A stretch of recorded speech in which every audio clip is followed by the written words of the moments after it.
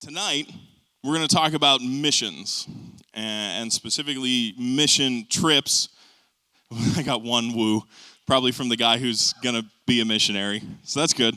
I'm glad you're excited about it. Yay you. But we're going to talk about why it's important, why you should go, why as believers we should take the opportunity to go. I remember my first mission trip ever, way back in the summer of 2000. Some of you are like, yeah, I know that year. Like, I've been there. I remember that year. I do too. It was the summer between my 7th and 8th grade year. So I was like 13. Does that sound about right? How many 8th graders I got in the room? Are you 13? Okay, good. So 13 going on 14. So I was about that old. And we went to, as a youth group, we went to a place called Flushing, Ohio. Yes, that is an actual town in Ohio. It sounds lovely, I know, because who wouldn't want to live in a town called Flushing? But never forget we have Intercourse, Pennsylvania. So, yeah, right? So you can't laugh too hard at Ohio. I don't remember the name of the place specifically we went to work. Like, I don't remember the name of the camp that we were at. But I remember the trip. They had us doing work on some of their facilities, like where we were staying. Our group was pretty big, so they had us working there. They kind of split us up. So they had us working there, and they had us working off-site in the community. And I think in the community, they were doing this, like, giant weed whacking project. I don't remember it, but they said they had to use this, like, monstrous thing, and that they found a couch in the weeds. So if that gives you any indication about how big the weeds were, there was a couch hidden in them. But our group, the group I was in, stayed behind. We were working at the camp itself. And they had us working on their outdoor meeting space, which was basically a room like this, about this size, but had no walls. Just had a roof and place to sit, and it was outdoors. So they asked us to clean the gutters, which, normally not a big deal. You ever clean the gutters at your house? No? Not old enough to go on the ladder? Maybe you don't have gutters. Maybe you don't have a house. We still love you. But it's pretty basic. You probably have the idea of cleaning out gutters. Get out ladder, climb up ladder, take out stuff, repeat as necessary on your way down the gutter. But these gutters, I don't think they'd been cleaned since the time of the dinosaurs, because the stuff that is normally filled the gutter, like all the leaves and twigs and squirrel crap that normally finds its way into your gutter, had been in there so long, it started to compost, and it broke down, and then more stuff came in, and that stuff broke down, and it settled on top of it, and so on, and it repeats. So there were layers. It was like digging through the fossil record. So you had like layers of this stuff just packed into, so the gutters were filled to the brim with this stuff. And literally, the whole length, so like a room this big, both sides, one gutter on each side, the whole length filled to the brim with this stuff. And like these gutters were so compacted. I remember, so picture, a gutter on each side. Like, how big's a gutter? Not very big, right? We took about 7 or 8 wheelbarrows full of stuff out of these gutters. That is how much stuff was literally packed into them. And if you've never cleaned a gutter, never seen a gutter, that is a lot of stuff to just be hanging in your gutter. And so it was really slow going. So we'd put the ladder up and climb up, and you dig out as far as you could reach this dirt and throw it down below, and we'd be anytime you have to shovel what you're pulling out of gutters, your gutters should have been cleaned sooner. And so at one point, I had the bright idea on how to make this process go faster, because I was 13 and a genius. And so when it was my turn to climb the ladder and clean the gutter, I took the power washer with me. And there was a section that had already been cleaned out, and so I just kind of lined up the power washer and put it on high and pulled the trigger, which worked and was, in theory, successful. The people who happened to be standing under the gutters would disagree with me. And here's the thing. It went everywhere. So I got hit too. So, it's fair. But you know what's worse than old, dry piles of squirrel crap? Old, wet piles of squirrel crap. So, yeah. So that was my first mission trip ever. And I've been on many mission trips since then, but there's a fondness in my heart for cleaning squirrel crap out of gutters. I've been on mission trips with other groups. I've been on mission trips with our group here. We recently went to Paraguay and worked with the people down there and built a playground at a local church. And each mission trip I've been on has been an opportunity for me to grow in my faith, to be challenged, to connect with people, to learn and to grow, to experience new things, and to do all this in a very meaningful way. See, I love going on mission trips, and I always look forward to our summer mission trips here. I'm excited that we get to go on these. This summer, we're going to be going to New Jersey for a week as a group, and we'll be starting those sign-ups soon, so please keep an eye out for that. But mission trips, I imagine, to the world around us, to people who are kind of looking in on what we're doing here, must seem like very strange things. And maybe you think it's strange as well. Maybe you haven't been, and so you might be thinking to yourself, why would people pay money to go and to work somewhere? Why would people pay their hard-earned cash to go somewhere else and to do work? Normally, you're supposed to do work to get money to go somewhere else to have fun. And so it might seem backwards, this idea of paying money to go somewhere else. I know if I'd never been on a mission trip, it would seem strange to me as well. And if a mission trip was just about paying money to go somewhere to do work, then yeah, it would be really strange. And it's a great thing to help people out. But as believers going on a mission trip, whether close to home like Washington City or New Jersey, or whether we're farther away, whether we go to another country like Paraguay or to India like we saw in the video, it's about more than just physical labor. Right? Don't get me wrong, I think working is important. I think it's important to meet practical needs for people. I think as Christians especially, for us to go out and to meet the needs of others is a wonderful thing. And I think it's a very important element to a mission trip. But it isn't the most important piece. You see, at its core, a mission trip is about loving others and showing others that God loves them. A mission trip is about loving others and showing others that God loves them. The physical work can be a great example of that love. But if the work you're doing isn't motivated by love for another person, isn't motivated by love for the people you are serving, then really you're just going to show off.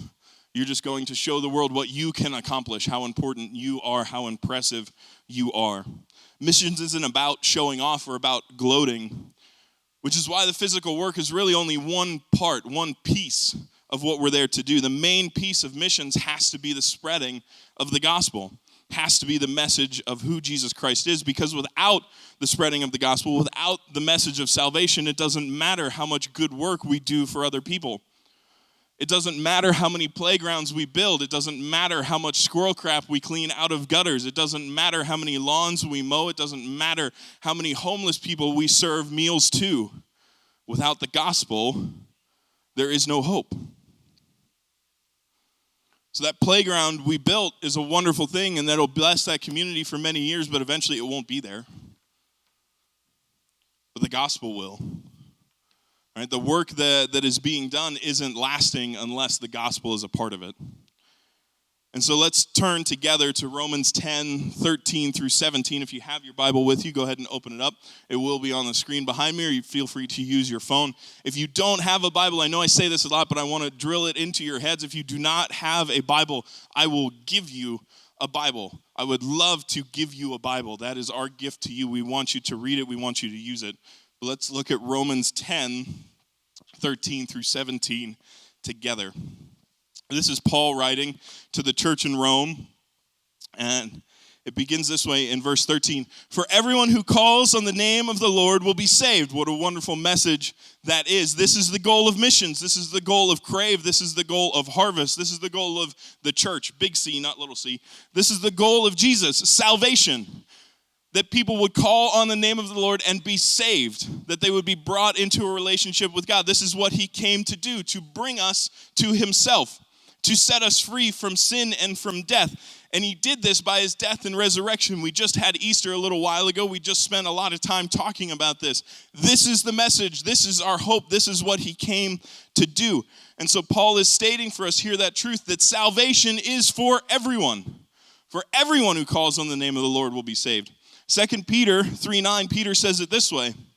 The Lord is not slow to fulfill his promise, as some of you count slowness, but is patient towards you, not wishing that any should perish, but that all should come to repentance. God's desire is for everyone to be saved. This isn't universalism, though. Okay? Don't hear that. This isn't, if you're a nice person and you believe sincerely enough, then God will count it as okay and he'll let you in. This isn't saying that everyone just gets a free pass. This is saying that everyone has the opportunity to believe in Jesus. This is saying that God's desire is that everyone would choose to call on the name of his Son and be saved. And that if they do, they won't be put aside. They won't be cast away. They won't be kept from entering into paradise. They'll be welcomed in with open arms. But there has to be a choice. Without a choice, without the option of something else, it wouldn't be love. You'd be a puppet. God's hand would be somewhere we don't want to talk about. He's not going to take our free will from us, because without choice, it isn't love. And so Paul understands the importance of the message that needs to be proclaimed. If there's only one way to salvation, if there's only one true way to be saved, if salvation only comes through Christ, which it does, then that message is the most important thing. And so the greatest expression of God's love for us and for others is the gospel. The greatest expression of God's love for us and for others is the gospel. The truth of the gospel is what people need more than the physical work that we could do for them, more than the practical needs we could meet. They need salvation. And it doesn't mean we want to neglect the physical work. Many times the work that you do opens the door for the gospel to be shared. But to simply do the work and then to walk away is to leave the job less than half finished. Often the work is done so that needs can be met, so people are open to listening to the gospel. But the gospel is the piece we cannot miss. Look how Paul continues in verse 14 now in Romans. How then will they call on him if they have not believed? And how are they to believe in him of whom they have never heard? And how are they to hear without someone preaching? And how are they to preach unless they're sent? And as it is written, how beautiful are the feet of those who preach the good news, but they have not all obeyed the gospel. For Isaiah says, Lord, who has believed what he has heard from us? So faith comes from hearing, and hearing through the word of Christ. With this series of rhetorical questions that Paul is asking, he is showing us what's necessary for people to come to salvation. Right, in verse 13, we see anyone who calls on the name of the Lord will be saved. Anyone who calls on Jesus will be saved. But if they don't know who Jesus is, how can they call on him to be saved? People will only call on Jesus if they believe that he can save them and they believe they need to be saved. So if we're out on a boat, okay, we're all on a boat. There I am doing something stupid, pretty normal, I know. And I fall overboard and I start drowning, right? If I don't believe that I am drowning and need to be saved in this moment, you're going to have a heck of a difficult time trying to save me.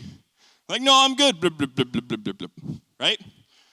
Not only that, but many times in our culture, people refuse to believe in the only thing that can save them. We have this idea that if I believe in something sincerely enough, if I hold to it and I'm generally a good person, then it'll be okay. You know, there are many paths to God, but it doesn't work that way. Because again, if I'm drowning, it's not just anything that you can throw me to save me. If you throw me a bowling ball or a soup spoon, it's not going to work. It's not going to be very useful. There I am going to be trying to float on a bowling ball, and it's going to have the opposite effect. Going to go down faster, blah, blah, blah, blah, blah, blah, blah, blah, right? So there I am, I'm dead faster, you threw me a bowling ball instead of a life jacket. So I need to understand that I'm drowning and understand that I need a life jacket in order to be saved. But that belief cannot exist without knowledge of who Jesus is. If I'm drowning, I might not know what a life jacket even is or what drowning even is. I just might be kind of freaking out.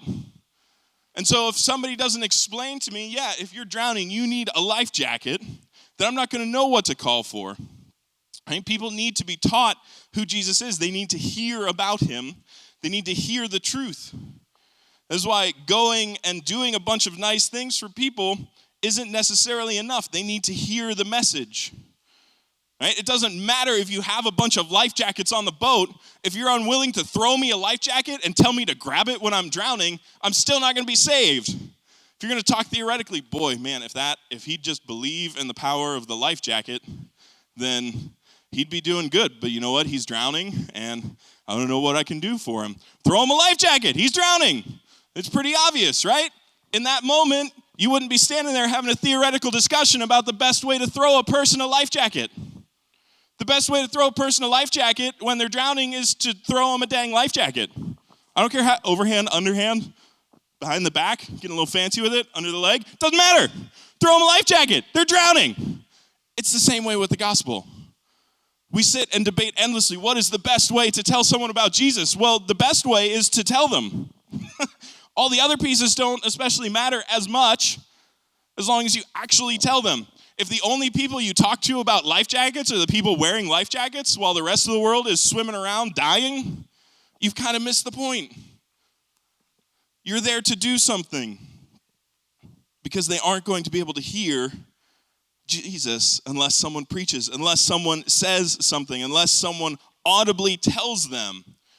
But this isn't just for me. This isn't just for the quote-unquote professionals of the world. This is for all believers. This is for everyone who's sitting in this room, everyone who sits in church, everyone who calls on the name of Christ is called to proclaim now the name of Christ. We're all called to speak and proclaim the truth of who Jesus is and what he's done. All right? So again, back to our drowning metaphor. If you never actually venture out into the ocean where people are drowning, if you only hang back on the shore with all your life jackets, you're really not doing anyone a whole lot of good. I love all of you, right? But a life jacket really doesn't save someone if they're already on the land, right? If I was flopping around on stage right now, help, I'm drowning. No, Dave's crazy. You need water to drown. Yeah, that's right. And so if you need to save drowning people, if that's what you're called to do, then you got to go where there's water. And so tonight, I want to remind us that the call of every believer is to spread the gospel. And where you go to spread the gospel is where there are hurting and sinful and broken people who need to know the truth of who Jesus is, who need to know that they're drowning. And tonight, we have an opportunity to hear from two individuals who are recently back from doing just that, who recently ventured out. So let's give a round of applause as they make their way up here. Let's give it up for Sam and for Sean.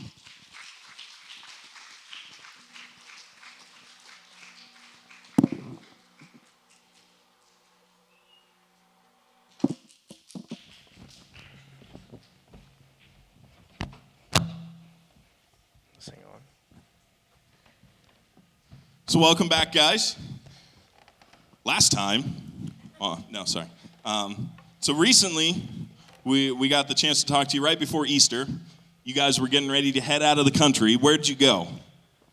We went to Dominican Republic, about an hour west of Santo Domingo, the capital. Okay. How long were you there for? 8 days, roughly.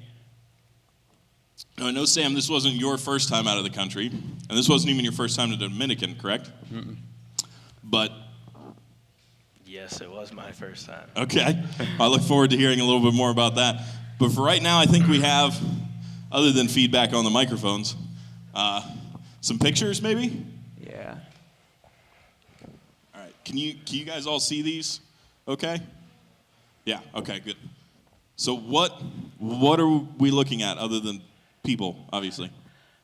Each day we had the opportunity to go and their classes were kindergarten through 8th grade, so we had the opportunity to do crafts with the different kids and different ages, So I think this is fourth grade, and we were doing the resurrection of Jesus, the tomb and the cross and the angel and everything. And that's a couple of the people posing with it. Okay. Let's go to the next picture here.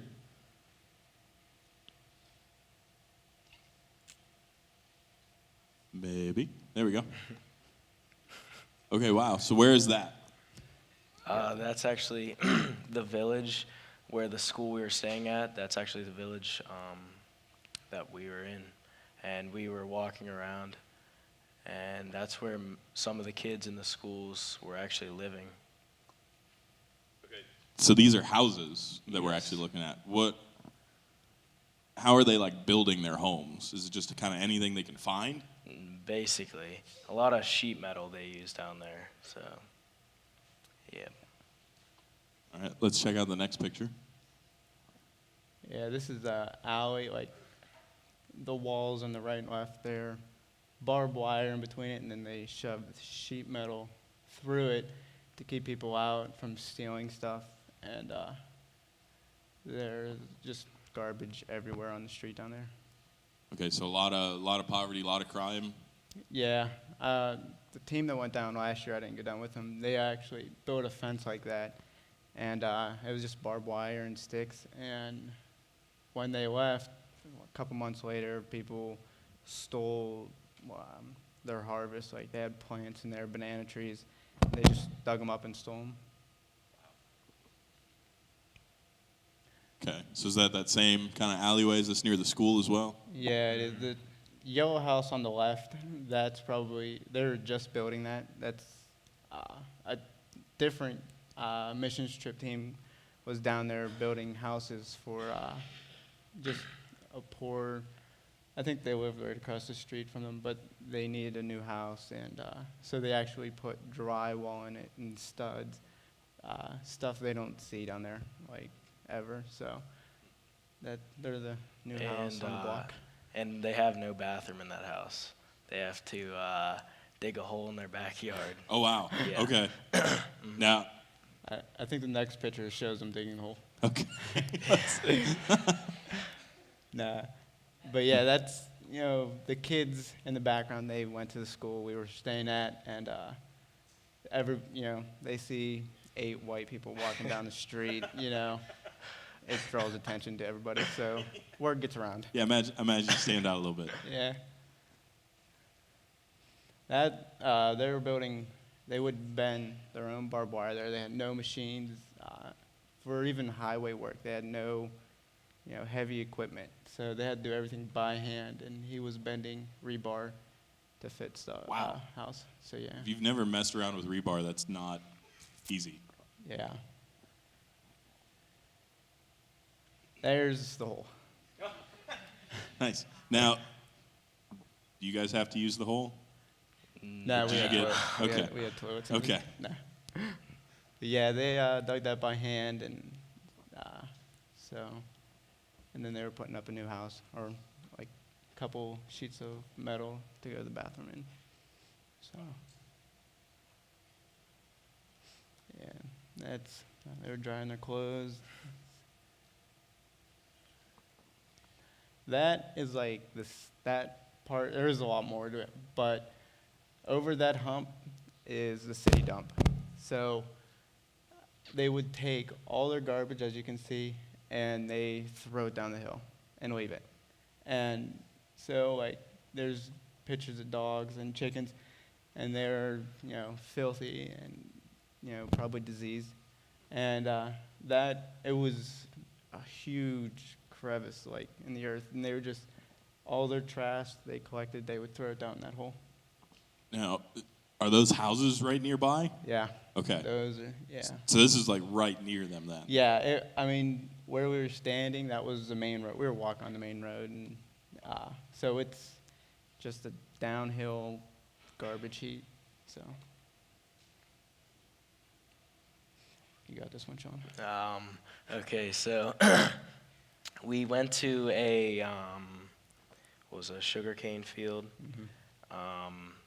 and the people there in the sugarcane field village are significantly worse off than the people in the village we were in, believe it or not. And so we packed food, and those are chocolates down there in the bottom. And we put that all in a baggie, and we went out to the village, and we handed each person a baggie of food there. That's cool. What's in the big striped bag? That's rice. The big Okay. one's rice. The one off the left is beans. Okay. And So like basic essentials. yeah, you got sugar, salt, rice, onions, garlic, chicken bouillon, olive oil, vinegar, and sardines. So. But that's probably more than what they get regularly, right? Yeah, Oh, a yeah. lot more. This is these next couple pictures are us driving out to the sugarcane fields, and just showing the picture of in the village, and then out this is like Kittanning, and then like out where I live by Crooked Creek. So So this is like the equivalent of Kittanning there. the town we were in was like Kittanning, and then this is Okay. going out in the middle of nowhere. Okay. So this is even further out. Yeah. So they don't have much. And this was a line of people, all the adults, and would get in a line, and we put, the people who couldn't get out of their homes, old and sick, we would deliver that, and then they just walk up the line, we'd carry a bag and give it to them. And so we actually go into this town, it rained the day before, which for me being down there, it's never rained. And the place we were originally going to go to, almost flooded, and we weren't able to get the van back there. And this village I've been to before, so we went here instead, and it was they just said it was a blessing going there for us coming, because it's been a hard year for them, and we got to sit in and listen to a church service, which was about as wide as the stage, not even that, and 2 people on each side, and then an owl. So, and no instruments, just like a tambourine thing. Yeah. So they said it was a blessing for us to even just go into the church and listen to their pastor speak, and our translator went up and told them why we were there, and so it was a blessing to go there. Mhm. Yeah, these next couple are just more of what the town looks like, or what the village looks like. This is our kitchen in the school. Can't really see in this picture, but it is enough for one person to walk through. You open that stove door, it hits the cupboard doors. I was gonna say, does the stove even actually open all the way? I don't know, but every morning the cook would be there. They'd get there around 6 to cook us breakfast and stay there till dinner was over around 8. So they made us 3 meals a day, and then the food me personally was phenomenal. I mean, rice and noodles. So Okay. What do you think of the food, Sean? It was not bad, not bad. that was our snack table. We had some, I think that was prune pie. Yeah.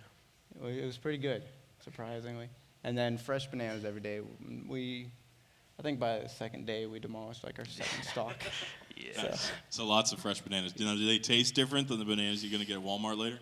Oh, yeah. And anybody who went to Paraguay, they tasted like that. So, you got your Paraguay banana and your Dominican banana. Tastes the same. Nothing like a Walmart or Aldi's banana. Yeah. That was the water. And further along, there's a picture of, you'll see it. But that water is what we drank every week. We were Okay. not allowed to drink You out can't of the drink the faucet. local water. Yeah, and even the people would tell you not to, who live there their whole lives, because it would make you sick. So they would walk to that school. That's their main, besides schooling, they purify water. So people show up, and it's 3 pesos for one of those 5-gallon things. Oh, wow. So that's what we drink. This was our room. It looked a lot messier in the picture. I thought you'd see what we live like. Yeah, I can see some stuff in the back Yeah. there. There's some clutter. Yeah, it's a boys' room, so stuff was everywhere sometimes. That's where our community hangout was at night, and I think the person who's taking this picture, our group leader, was trying to be sneaky, but he had the flash on, so Yeah. it gave him away. Yeah, just a little bit. Yeah, so we'd go there and play cards at night, or we did have Wi-Fi. Some people, talk with people back home, but we played a lot of cards, and there was a guitar there, and I was able to, we jammed out sometimes. So this is what our mornings look like. Most of the time. I think this is day 3. So what's going on over here to the left? Yeah, I was pretty tired. That's about all I got to say about that. Look very concentrated. Yeah, this is our Bible study, and we got up pretty early, 7 each day, and we normally went to bed at 1 or 2. So Yeah. it was a long week. And then that's the rest of us. Nice. Yeah. Glad to see it's not just Crave mission trips. It's No, universal truth. Yeah.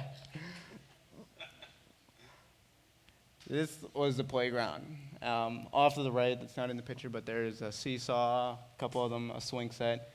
And then to the left is a caged-in area where the preschoolers and first graders go. And there, if you see, we were playing basketball with them. We did boys against girls, and the girls won. They knew what they were doing. Nice. So. Glad you could admit that. How did that feel, Sean? Yeah, it's pretty A humbling. little humbling? Yeah. This was on top of the roof. The next couple ones will be at. But that black tank is what they store the purified water in. And if you brought your 5-gallon bucket or your gallon, your milk jug, they would run the water through there, across the roof into this other building where that's all purified, and you'd pay 3 pesos. Now imagine it's got to be a weird thing to get used to. I can't just turn on the faucet and get a drink. Yeah. Was that weird for you, Sean? Yeah, it was a little weird. I had to brush my teeth with the water from one of those Gatorade big jug things. I had to brush my teeth with that, so it's kind of weird, but I got used to it. Yeah, and then that big building in the back, I think it is a sugarcane plant. So I don't know how many of you know this, but sugar, when it's picked, is not white. It is brown. So all their sugar down there is brown. They don't purify it or add the other chemicals to it. So, and it tastes a lot better. So, and that was a cement factory. This was, I think, everybody there eating. Mm-hmm. The girl in the purple on the end, she was our translator, and then we had the rest of the family at the other end, and I think that was the last day. So they came up and ate with us. Normally we ate by ourselves, and we had the cook and her daughter up there eating. So, and then that's everybody there. Nice. So let's go ahead and leave that up. So I have a few questions for you guys, just to share with the group here. I want to encourage you guys all here that if you have more questions than this, track them down afterwards and ask them. I'm sure they'd love to talk to you more about the trip. But I was wondering, was there anything you were nervous about going down there? I'd say for me was I thought I was probably going to get lost when I was down there because a lot of the people down there are my skin color, so. And while I was down there, I don't know how many times I've gotten asked if I was from the Dominican. So, Nice. Yeah, I had to argue with some kids that I was actually American, so.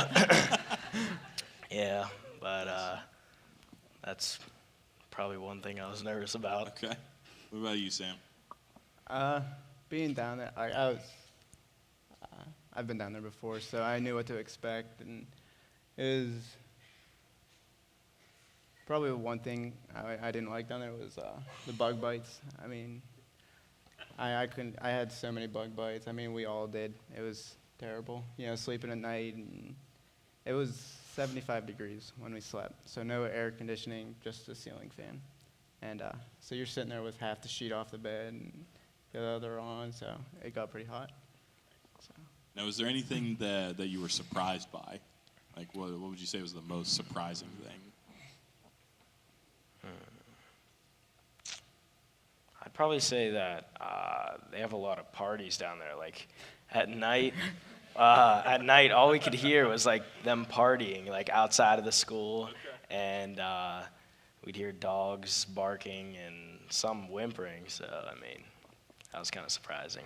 All right. What about you, Sam? Yeah, probably a party. I wasn't there the first year I was there. So, but the kids, they remembered, because I didn't go back last year, but they remembered me, and they'd call me over and, you know, like, oh, I know, you know, try to speak to me, but it was pretty sweet that, you know, they don't forget.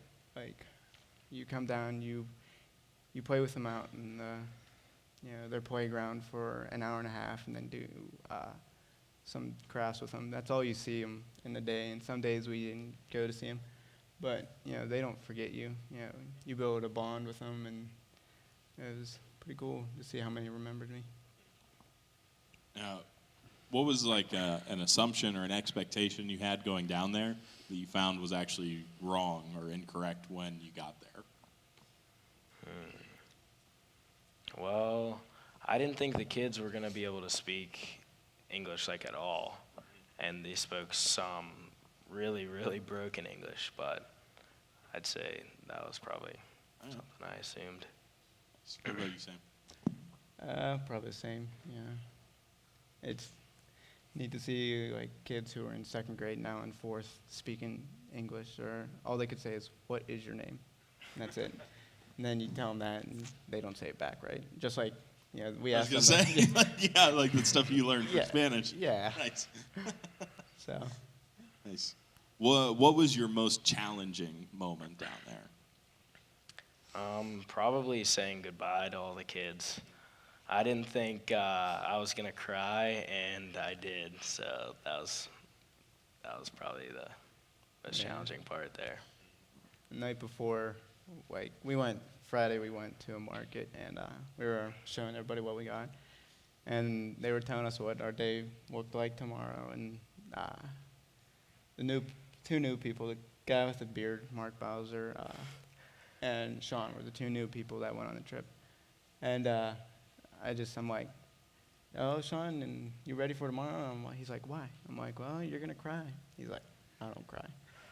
And we made it all the way through third or fourth grade, and then we hit fifth, and that's where, like, the kids we really bonded with. And it was me, Sean, and Denton, and the one kid just came in and said, you know, like, group hug, and we all lost it. It was pretty cool. What was your most impactful or unforgettable moment from this trip?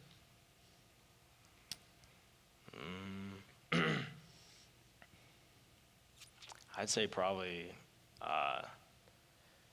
just what we just said is that realizing, like, I realized how attached you get to them in the little time that we see them, and it just really hit me once we had to say goodbye. In about 2 minutes, we had to say goodbye to each class, and that was pretty rough. Yeah, I think the last day, or the last craft we did, it was with the 8th graders, and they spoke a little bit of English, and the one said through her translator, she asked us why we didn't speak Spanish, and, you know, I fired off a quick remark, "Well, why don't you speak English?" And they didn't understand it was a joke, but that impacted me. It's like, I know I'm definitely going back, you know, to the Dominican, and I'm sure to go on several other mission trips where the language is Spanish. So the first Monday I got home, I started teaching myself Spanish, and That's awesome. yeah, the goal is to learn it or a good chunk of it before I go back. That's cool. So, what encouragement then would you give to people who are thinking about going on a mission trip? I would just say it's overall a great experience. You'll learn things about yourself that you never knew, and things that you take for granted that the people that you will meet don't see that like advantage every day. They don't get to like just go to the mall or something one day or anything like that, and it's just a great experience.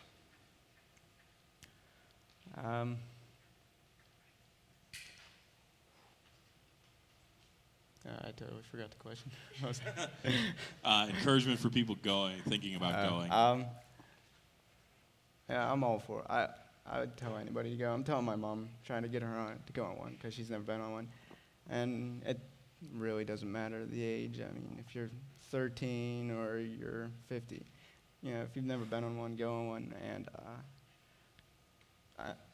I like going, like Mark, I didn't know that well. I knew him when I was little.